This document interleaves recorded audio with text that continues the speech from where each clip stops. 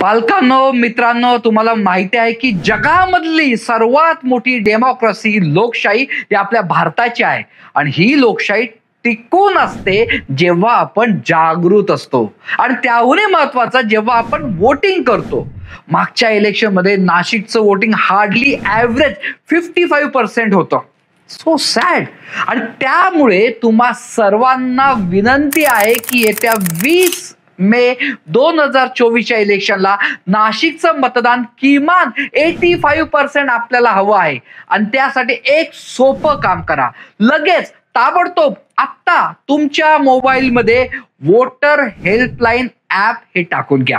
याचं रजिस्ट्रेशन एवढं सोपं आहे की एकदा तुम्ही रजिस्टर झालात तर तुमची वोटर लिस्ट कुठे आहे, बूथ कुठे आहे, किती तारखेला कुठे इलेक्शन आहे, कॅन्डिडेट कोण कोण आहे याची सर्व माहिती मिळेल. समजा चुकून तुमचं वोटिंग रजिस्ट्रेशन झालं नसेल तर तिथे तुम्हाला फॉर्म सुद्धा भरता येईल.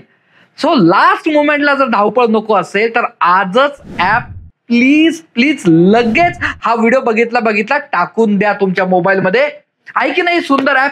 हे इलेक्शन कमिशन ऑफ इंडियाने हे ऍप बनवलेलं आहे. वर तुम्ही रजिस्टर करा. आणि हो, समर वेकेशनच्या सुट्ट्या येत आहे. 20 तारखेला सोमवार आहे. शनिवार, रविवार, सोमवार सुट्टी म्हणून फिरायला जाऊ नका. लोकशाहीचा हा उत्सव आहे, त्यात सहभागी व्हा. मी माझ्या शाळेमध्ये तर सर्व पालकांना, पेरेंट्सला वोटिंग कंपल्सरी केलेलं आहे. तुम्ही पण वोटिंग केल्याचं प्रूफ दाखवा आणि तुमच्या पाल्याकडून सुपर डॅड, सुपर मॉमचं सर्टिफिकेट घेऊन जा, असं मी आमच्या पालकांना आव्हान केलेलं आहे.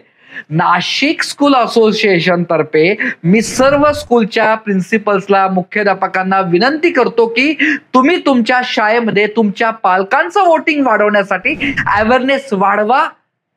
कारण प्रश्न लोकशाहीचा आहे. प्रश्न पुढील पिढीच्या भविष्याचा आहे.